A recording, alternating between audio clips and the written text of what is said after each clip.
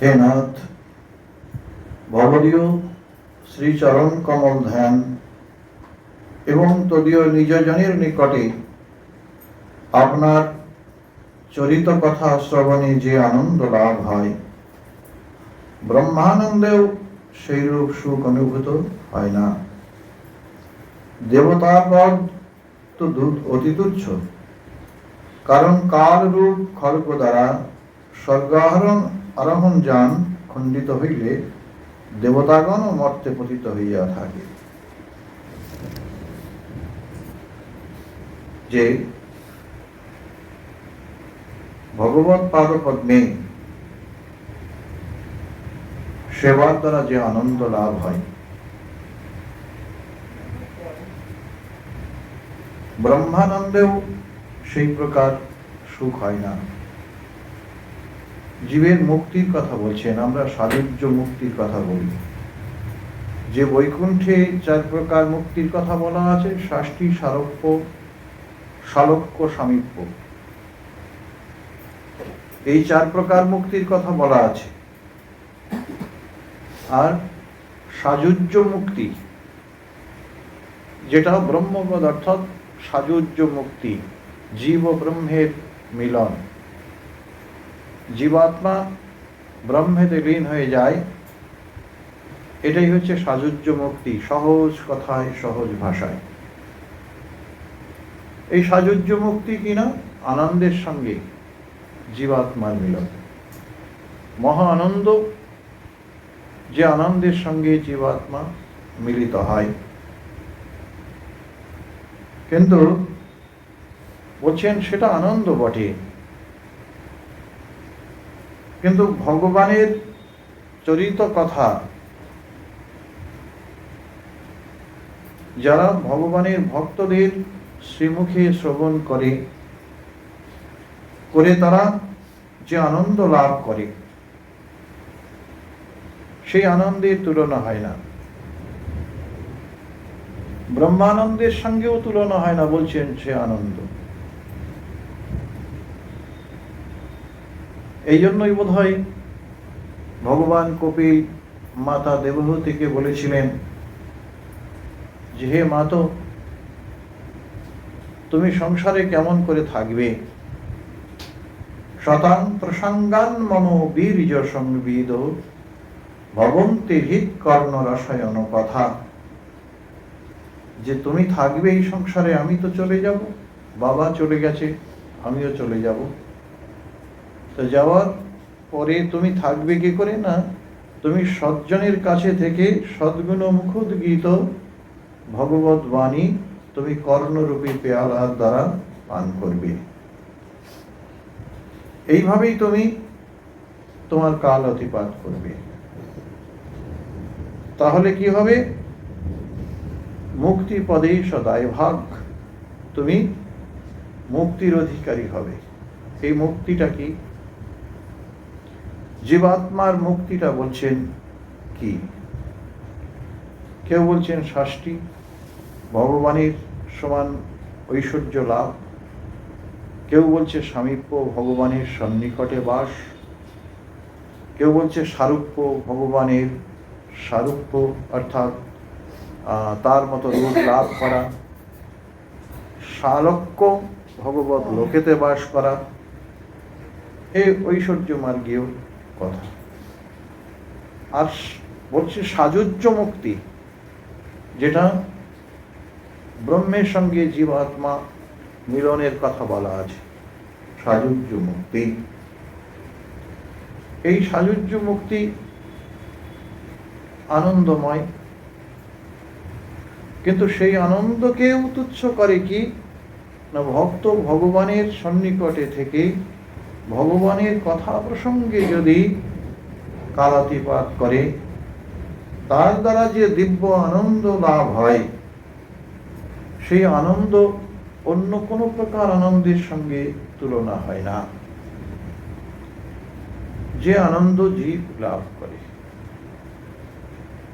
আমরা তো আনন্দ অনুভব করি জড় বিষয় থেকে। আমাদের ইন্দ্রিয়গণ সব বহির্মুখ হয়ে আছে, তো চক্ষু, কর্ণ, জিহ্বা, নাসিকা, ত্বক, এরা সব বহির্মুখ হয়ে আছে। বহির্মুখ বলতে কি?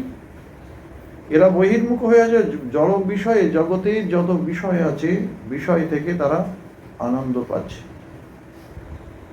জগতে যে বিষয় আছে, চক্ষু ভালো জিনিস দেখে আনন্দ পাচ্ছে, কান ভালো জিনিস শুনে আনন্দ পাচ্ছে, চোখ ভালো জিনিস দেখে আনন্দ পাচ্ছে, নাসিকা ভালো সুগন্ধ আস্বাদন করে আনন্দ পাচ্ছে, জিহ্বা রসময় বস্তু আস্বাদন করে আনন্দ পাচ্ছে, ত্বক সুকোমল স্পর্শে আনন্দ পাচ্ছে। জগতের প্রত্যেকটা বিষয় বহির্মুখ হয়ে বহির্জগতের, এই জড় জগতের সমস্ত বিষয় থেকে আনন্দ নিচ্ছে। এই আনন্দ যখন তারা পাচ্ছে, এই আনন্দ গ্রহণ করে তারা আত্মার কাছে পাঠিয়ে দিচ্ছে। মনের রাজা, মন হচ্ছে রাজা, সেই আনন্দগুলি ইন্দ্রিয়ের দ্বারেতে অনুভব করছে এবং সেই আনন্দ আত্মার দ্বারেতে পাঠিয়ে দিচ্ছে। কিন্তু আত্মা এই আনন্দে কিন্তু সন্তুষ্ট হচ্ছে না। এই যে আনন্দ পেয়ে আত্মা কিন্তু আদৌ সন্তুষ্ট হচ্ছে না। কেন না? আত্মা জড় আনন্দে পরিতৃপ্ত হয় না। আত্মার আনন্দ অপ্রাকৃত আনন্দ, আত্মার আনন্দ শাশ্বত আনন্দ, চিরন্তনী আনন্দ, যে আনন্দের কখনো পরিসমাপ্তি হয় না, কিংবা যে আনন্দের পরে নিরানন্দ নেই, যে সুখের পরে দুঃখ নেই, যে তৃপ্তির পরে অতৃপ্তি নেই, এমন যে আনন্দ, এই আনন্দ অনুভব করে আত্মা। কিন্তু জড় জগতের যত বিষয় থেকে আনন্দ পাই আমরা, সমস্ত আনন্দের পরিসমাপ্তি ঘটে। এখানে সুখের পরে দুঃখ আছে, এখানে আনন্দের পরে নিরানন্দ আছে, এখানে তৃপ্তির পরে অতৃপ্তি আছে, এখানে প্রাপ্তির পরে অপ্রাপ্তির সম্ভাবনা আছে, হারাবার সম্ভাবনা আছে। সুতরাং এখানে বিপরীত ধর্মী, দ্বন্দ্বমূলক বিপরীত ধর্মী। কিন্তু আত্মাতে যে আনন্দ আছে এবং আত্মার পরে যে পরমানন্দ, যেটা এই পরমানন্দ পাওয়া যায়, এগুলি হচ্ছে আনন্দ। আর পরমানন্দ কি? যে আনন্দের কখনো পরিসমাপ্তি ঘটে না। এই ইন্দ্রিয়গণ যখন বিষয় সংসর্গ ত্যাগ করে অন্তর্মুখী হয় এবং তাদের ইন্দ্রিয়গণ আর বিষয় চিন্তা করে না, এমন একটা ভূমিতে যখন আসে, এই অবস্থাটাকে ব্রহ্মমুক্ত বলা যেতে পারে। তখন আত্মার প্রসন্নতা আসে। এই আত্মার যে প্রসন্নতা আসে, তখন সেই আত্মার কোনো শোকও থাকে না, কোনো আকাঙ্ক্ষাও থাকে না। তাই ব্রহ্মভূত প্রসন্নাত্মা নো শোচতি নো কাঙ্ক্ষতি। সেখানে কোনো শোকও নেই, সেখানে কোনো আকাঙ্ক্ষাও নেই। আকাঙ্ক্ষা, শোক এগুলি কতকাল আছে না? যতকাল বহির্মুখ ইন্দ্রিয়গণ বিষয় থেকে আনন্দ নিয়ে যে আনন্দ মনকে পৌঁছে দেবে এবং তা আমরা সেই আনন্দ অনুভব করার জন্য চেষ্টা করব, সেই আনন্দের মধ্যে অপ্রসন্নতা আছে। কিন্তু অন্তর্মুখী হয়ে জীব যে অন্তরে যে আনন্দ সত্তা আছে, সেই আনন্দ সত্তার সঙ্গে যদি সে আনন্দ প্রাপ্তির জন্য আনন্দ সত্তার সঙ্গে নিজেকে সংযোগ করে, তবে সেই প্রাপ্তির মধ্যে অপ্রাপ্তির সম্ভাবনা নেই, সেই তৃপ্তির মধ্যে অতৃপ্তি নেই। সেই আনন্দ নিত্য আনন্দ বলা হয়। এই আনন্দের কখনো পরিসমাপ্তি ঘটে না। তা বলছি, দেবতাদের পদ তো অতি তুচ্ছ। দেবতাদের পদ অতি তুচ্ছ, কিন্তু ব্রহ্মানন্দ পর্যন্ত তার কাছে তুচ্ছ হয়ে যায়। কখন না? ভগবানের এই অমৃত কথা শ্রবণে ব্রহ্মানন্দ তুচ্ছ হয়ে যায়। জগতে কোনো আনন্দের সঙ্গে তাদের তুলনা হয় না। এই জন্য ব্রজগোপীরা বলছেন, তব কথা অমৃতম। আর তারা কোনো কিছুর সঙ্গে তুলনা করলো না, অমৃতের সঙ্গে তুলনা করলো। অর্থাৎ ভগবানের কথা যে অন্যান্য মিষ্টান্ন দ্রব্যের সঙ্গে তুলনা করবে তা না করে, জগতে যত প্রকার সুস্বাদু মিষ্টান্ন দ্রব্য আছে তার সঙ্গে তুলনা করতে পারে, কিন্তু তা না করে ভগবানের কথাকে তারা অমৃতের সঙ্গে তুলনা করছে। অমৃত অর্থাৎ যা জন্ম মৃত্যুকে অতিক্রম করে দেয়। জগতের কোনো কথা শুনলে, জগতের জড় বিষয়ে আমরা কত কথা শুনি, তাই না? সকাল থেকে সন্ধ্যা পর্যন্ত, রাত ঘুমানো পর্যন্ত জাগতিক কত কথা বলি, কিন্তু কোনো কথাই জগতের সব কত কথা আমরা বলি, সারাদিন ধরে কত কথা বলি, কোনো কথাই আমাদের জন্ম মৃত্যুকে অতিক্রম করে দেয় না। কিন্তু ভগবত প্রসঙ্গ, ভগবত কথা, ভগবত আনন্দ আমাদের অতিক্রম করে দেয় জন্ম মৃত্যুকে। জন্ম মৃত্যুকে আমরা অতিক্রম করতে পারি ভগবত কথা শ্রবণের দ্বারা। জীবের মুক্তি হয়, এই জন্য ভগবত কথা শ্রবণ মঙ্গলম। ভগবত কথা প্রসঙ্গ শুনতে হয়। সারাদিন ধরে আমাদের যে গ্লানি, সারাদিন ধরে সংসার বিষয়ে যে গ্লানিগুলো কেটে যায়, ভগবত কথা যখন আমাদের প্রাণের মধ্যে যায়, তখন আমাদের অন্তরস্থ হৃদয়স্থ হি অভদ্রাণী, হৃদয়ে যত প্রকার অভদ্র রাশি আছে, অর্থাৎ যা কিছু আমাদের সাধনের অনুকূল, প্রতিকূল, ভজনের প্রতিকূল, সব প্রতিকূলতা নষ্ট হয়ে যায়। সমস্ত প্রতিকূলতা নষ্ট হয়ে যায়। যেখানে বলছেন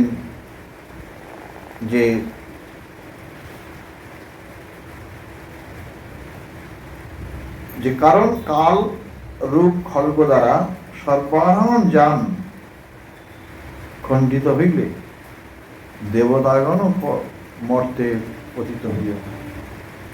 দেবতাগণ স্বর্গ সুখ লাভ করে, তো স্বর্গ তো সুখের জায়গা, অক্ষয় স্বর্গ সুখ ও প্রাপ্তির জন্য আমরা পিতৃকার্যের সময় সব অক্ষয় স্বর্গ সুখ, কিন্তু স্বর্গ সুখ তো অক্ষয় হয় না। স্বর্গ সুখ কখনই অক্ষয় হয় না। দেবতাগণ যে স্বর্গের কথা বলা হয়, দেবতাগণের যে স্বর্গে থাকে, দেবতাগণ তারা যে দেবলোকে যায়, অর্থাৎ যে সাধনা করে যারা দেবলোক প্রাপ্তি হয়, পুণ্যকর্মের ফলে যে দেবলোক প্রাপ্তি হয়, এই দেবলোক প্রাপ্তি হয়। তারপর কি হয় না, দেবলোক প্রাপ্তি হয়, সেখানে গিয়ে তারা ভোগ করে। দেবলোকে তারা সেখানে গিয়ে দেবতাদের যে সুখ, সেই সুখগুলো ভোগ করে। তারপর কি হয়, ক্ষীণে পুণ্যে মর্তলোকাম বিসন্তি। সেই পুণ্য যখন ক্ষীণ হয়ে যায়, তখন তারা দেবলোকের থেকে তারা বিচ্যুত হয়ে এই মায়ার জগতে আসে। কেমন করে তারা এই জগতে এসে, কিন্তু আমাদের এই ভারতবর্ষ পুণ্যক্ষেত্রে এখানে পড়ে না। আমরা যে স্বর্গসুখ বলি, স্বর্গসুখ পুণ্য কর্মের দ্বারা স্বর্গ লাভ হয়, স্বর্গলোকে দেবতারা থাকে, সেখানে গেলে দেব ঐশ্বর্য ভোগ হয়, এসব কত কথা শুনি। কিন্তু তোমার পুণ্য যতকাল থাকবে ততকাল তুমি স্বর্গে থাকবে। বলছেন তাবৎ মোদতে স্বর্গে যাবৎ পুণ্য সমাপ্তি হতে। সেই পর্যন্ত তুমি স্বর্গে থাকবে যে পর্যন্ত তোমার পুণ্য না ক্ষয় হয়। তারপরে ক্ষীণে পুণ্যে মর্তলোকাম বিসন্তি। পুণ্য ক্ষীণ হয়ে গেলে তখন পা উঁচু করে মাথা নিচের দিকে করে ছেড়ে দেবে। দিয়ে কোথায় যাবে? নিচের দিকে ছেড়ে দেবে, ভারতবর্ষে পড়বে না, ওই ম্লেচ্ছ দেশে। ভারতবর্ষের বাইরে তুমি থাকবে তখন। ভারতবর্ষে জন্মগ্রহণ করা এই ভারতবর্ষ এই এশিয়া খণ্ডের মধ্যে, এশিয়া খণ্ডের বাইরে পড়বে। এশিয়া খণ্ডের মধ্যে পড়বে না, কারণ এই এশিয়া খণ্ডে হযরত মুহাম্মদ, এশিয়া খণ্ডে যীশু খ্রিস্ট, এশিয়া খণ্ডে, তার মধ্যে ভারতবর্ষ শ্রেষ্ঠ।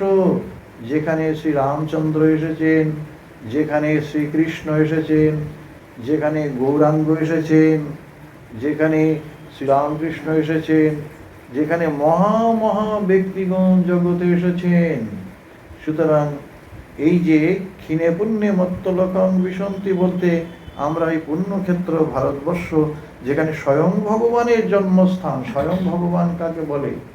স্বয়ং ভগবান যেখানে এসেছেন সেখানে কিন্তু তোমাদের কারো জায়গা হবে না আমাদের, কারণ স্বয়ং ভগবান যেখানে লীলা করেছেন এখানে আর জন্মাতে গেলে একটু পুণ্যকর্ম করতে হয়।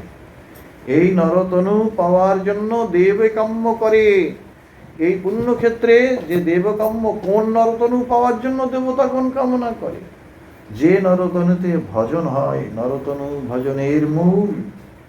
যে নরতনুতে ভজন হয় এই নরতনু পাওয়ার জন্য দেবতাগণও চেষ্টা করে, কারণ দেবতাদের তো ভোগের দেহ।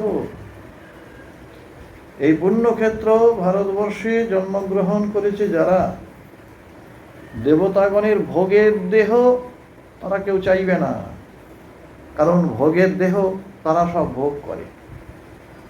তথাপি দেবদেহ অত্যন্ত রোগ নেই, ব্যাধি নেই, তাদের তো ভজনের উপযোগী দেহ। তাহলে তাদের দেহের থেকে মানব দেহ কেন শ্রেষ্ঠ? কেন মানব দেহেতে ভজন হয়? নরতনু কেন ভজনের মূল? মানুষের দেহেতে কেন ভজন হয় বলুন তো? ভজন হয় এই জন্য যে দেবতারা যে ভজন করে, দেবতারা যেখানে থাকে এই জায়গাতেই কোনো রোগ নেই, ব্যাধি নেই। আর ব্যাধি যেখানে থাকে না সেখানে দেহ সংযত হয় না, কথা জানতে হবে। যাদের ব্যাধি আছে বলে কেউ দুনিয়ার সব জিনিস খেতে পারে না, খেতে পায় না, হ্যাঁ, ব্যাধি আছে বলে নিজে স্বেচ্ছাচারী করতে পারে না, ইচ্ছা মতো চলতে পারে না। তাহলে ব্যাধি যখন থাকবে না, ব্যাধি যখন থাকবে না তখন মানুষ স্বেচ্ছাচারী হয়ে যায়। দেবতাদের ব্যাধি নেই, সেই জন্য সেখানে উদ্দাম ভোগের জায়গা। কিন্তু মানুষের দেহেতে ব্যাধি আছে, মানুষের দেহেতে ব্যাধি আছে, তাই নরতনু ভজনের মূল। মানুষের দেহে ব্যাধি আছে বলে মানুষ সংযত, মনকে সংযত করতে পারে। না হলেও করতে হবে। আমার এটা খাওয়ার ইচ্ছা, আমি খেতে পাবো না, কারণ কি খেলেই আমার ব্যাধি হবে, এই যে ভয়, এতেও সংযত হলো মানুষ। এই জন্য দেহটা ব্যাধি মন্দির। এই ব্যাধি যত্ন করে এই দেহেতে আসে মানুষকে সংযত করার জন্য। মানুষ সেটা বোঝে না, মানুষ সেটা বোঝে না। মদ খেতে খেতে সুস্থ হয়ে হাসপাতালে যাচ্ছে, একটু যেই সুস্থ হচ্ছে হাসপাতাল থেকে পালিয়ে চলে আসছে, এই যে তার খুঁজে পাওয়া যাচ্ছে না। তারা আধার কার্ড নিয়ে বাড়িতে ছুটছে যে হাসপাতাল থেকে কোথায় পালিয়ে গেল, গিয়ে খুঁজতে খুঁজতে দেখে মদের থেকে বসে আছে। মদ খেয়ে শরীর খারাপ হয়ে গেছে, গিয়ে তাকে খুঁজে পাওয়া যাচ্ছে না, শেষে দেখে মদের থেকে বসে আছে। বাহ, তাহলে কিরকম সেবা হচ্ছে! আমরা হাসপাতাল করে কিরকম মানুষের সেবা করছি একবার চিন্তা করুন। হ্যাঁ, জীবকে শিব জ্ঞানে সেবা করতে হয় না? তো জীবকে শিব জ্ঞানে সেবা করতে হয় বলে হাসপাতাল খুলেছে, খুলে অনেক শিবের সেবা হচ্ছে। তার মধ্যে এমন শিব হাসপাতালে গেছে, সে শিব কি করেছে, মদ খেয়ে, তো শিব ঠাকুর তো একটা নেশা বোধহয় করে, বোধহয় খায়, কিন্তু এ এমন নেশা করে যে রোগ সারার আগে কোনো রকমে একটু সুস্থ হয়ে পালিয়ে চলে এসেছে, এসে ঠেকে এসে হাজির হয়েছে। সুতরাং এই যে জগৎ, এই জগতে নরতনু, কোন নরতনু? যে নরতনু ভজন হয়, যে নরতনুতে সাধন হয়, যে নরতনুতে ভক্ত দর্শন হয়, যে নরতনু প্রাপ্তিতে ভক্ত সঙ্গে এসে ভগবত কথা শ্রবণের সৌভাগ্য হয়, যে নরতনু পেয়ে শ্রী বিগ্রহ সেবা হয়, সে নরতনুতে ভগবানকে শ্রদ্ধার্ঘ্য নিবেদন করা হয়, যে মস্তক সাধুগুরু বিষ্ণু পাদ পদ্মে প্রণত হয়, এইরকম মানব দেহ ভজনের মূল। এইরকম ভজন করতে গেলে এই ধরনের মনোবৃত্তি, এই ধরনের ভাবনা যদি না আসে তবে আমাদের ভজন সাধন হবে না। এই সাধন ভজন না করতে পারলে এই মানুষের জীবনের কোনো মূল্য নেই। দেখবেন এটা অনুভব হবে এখন না, আরো অনেক পরে। কথা শুনতে শুনতে ঘরের মানুষ যারা ঘরে থেকে যায়, যারা কথা শোনে না, এদের সব জ্ঞান তো কোনোদিন হয় না। ওরা জানে কি, ওরা যা করছে এইটাই আমাদের সব। ওরা জানে এই ছেলে পেলে মানুষ করছি, বড় হচ্ছি, কেউ লাথি মারলো তো না, এটা হয়, তা মারুক, তা মারুক, ওটা ভালো, বুঝলেন না, ও মারুক, ওইটাই ওদের কাছে পরমানন্দ। পরমানন্দ কেমন না, কথা আছে না, যে দাদারে নিয়ে যায় চড়াতে চড়াতে, দিদি আর হিসেব আছে না, বুঝলেন না? তা ঠিক এরকম অবস্থা, বুঝলেন না? ও ঠিক আছে, মানে ওর ভালো মন্দ তো ও বোঝে না, এই জন্য ওর আনন্দ, সব জায়গায় ওর আনন্দ আছে জগতে। এই প্রকার তাই বলছেন যে ব্রহ্মপদ যেটা লাভ করে, জীব যে ব্রহ্মপদ লাভ করে, এই ব্রহ্মপদ, হ্যাঁ, জীব যে স্বর্গলোকে যে আনন্দ অনুভব করে, ব্রহ্মাতে যে আসক্ত হয়, ব্রহ্মপদ নয়, অর্থাৎ ব্রহ্মানন্দ যে লাভ করে, এই ব্রহ্মানন্দ যে লাভ করে সেই পরমানন্দ লাভ করে জীবনে। কিন্তু সেই আনন্দই তুচ্ছ হয়ে যায় ভক্তের সেবা, ভক্ত ভগবানের সেবা ভাবটা যখন আমাদের মধ্যে জাগে, এই সেবা আনন্দের মধ্যে যে আনন্দ সিন্ধু, এই সেবার মধ্যে যে আনন্দ সিন্ধু, আনন্দের সাগর আছে, কোটি ব্রহ্মজ্ঞানে তার নাহি এক বিন্দু। বলছেন এই আনন্দ আলাদা, সেই জন্য চাই না মাগো চিনি হতে, আমি চিনি হব না, অর্থাৎ আমার সত্তাকে আমি মিলিয়ে দেব না, আমি পৃথক রাখবো, আমি তোমার সেবা করব, আমি আসিব যাইব চরণ সেবিব, আমি এই পৃথিবীতে আসবো যাব তোমার চরণ সেবা করব। এই যে দিব্য বাসনা আমাদের অন্তরে জাগ্রত হয়, দিব্য বাসনা বলে একে, এই বাসনার নামই হচ্ছে দিব্য বাসনা। এই দিব্য বাসনার মধ্যে যত দিব্য বাসনা আছে তার মধ্যে এটি একটি, যে আমি আসিব যাইব চরণ সেবিব, আমি পৃথিবীতে আসতে চাই, যেতে চাই, তোমার চরণ সেবা যদি থাকে। যত্র যত্র মম জন্ম পদ্মভি নরকে অথ পরমে পদবতে বা, আমার যেখানেই জন্ম হোক না কেন, নরকে হোক বা পরম পদে হোক, আমার কোনো আপত্তি নেই, কিন্তু রাধিকা রতি নিকুঞ্জ মণ্ডলী তত্র তত্র হৃদিমে বিরাজতাম, আমার যেখানেই জন্ম হোক না কেন, শ্রী রাধারানীর সঙ্গে শ্রী গোবিন্দ যে কুঞ্জে বিলাস করে, আমার হৃদয়টা যেন সেই কুঞ্জ হয়ে থাকে। হে গোবিন্দ, তুমি যেন আমার হৃদয় কুঞ্জে বিলাস করো, তবে আমার কোনো জন্মে আপত্তি নেই।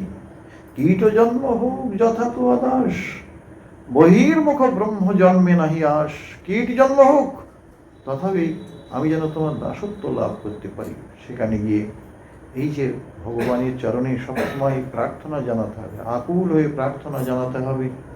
আকুলতা, প্রার্থনায় যদি আকুলতা না আসে, তাহলে জানতে হবে আকুলতা আসবে কেন। আকুলতা আসবে, জীবনের প্রয়োজন অনুভব করতে হবে। জীবনের প্রয়োজন, ভগবানকে আমার কি প্রয়োজন, সেটা বিশেষ কথা তো আমরা আলোচনা করি, রোজই আলোচনা হয় আমাদের। এই রোজ যে আলোচনার মধ্যে কত কথা আসে ভেবে দেখুন তো। সব কথাগুলি যদি কিছু কিছু করে আপনারা একটু ধারণা করতে পারেন, একটু শুনে রাখতে পারেন, তাহলে তার দ্বারা একটা মঙ্গল হয়। এই যে অবস্থাটা যেন আমরা ধরে রাখতে পারি, তার জন্য চিন্তা করতে হবে, ভাবনা করতে হবে, একটু একটু করে করতে করতেই দেখবেন একটা সময় আসবে জীবনে, যে জীবনের শেষ ভাগে একটা সময় আসবে, অন্তত গোবিন্দ মধুসূদন বলে প্রাণ কাঁদবে একদিন। দেখবেন যখন আমরা কিছু না জানবো, তখন মায়ার জন্য, আমার ছেলের জন্য প্রাণ কাঁদবে, স্বজনের জন্য প্রাণ কাঁদবে। আর ভক্ত কি হবে না, তারও মৃত্যু হবে, কিন্তু সেই পৃথিবী থেকে যাওয়ার সময় ওই যে হা গোবিন্দ মধুসূদন বলতে বলতে এই পৃথিবী থেকে, কোথায় তুমি দয়াময়, এই চাইতে চাইতে, এই প্রকার প্রার্থনা করতে করতেই তার দেহ থেকে প্রাণ নিষ্ক্রমণ হবে। এটাই স্বাভাবিক, হতে বাধ্য। এরকম একটা অন্তিমকালে তার স্মরণ হবেই, যদি তার চিন্তা, তার ভাবনা, তার নাম গুণকীর্তন, নববিধা ভক্তি বিশেষত যারা যাজন করবে, তারা অন্তিমকালে ভগবানের স্মরণ তাদের হবেই হবে। থাক এখানে।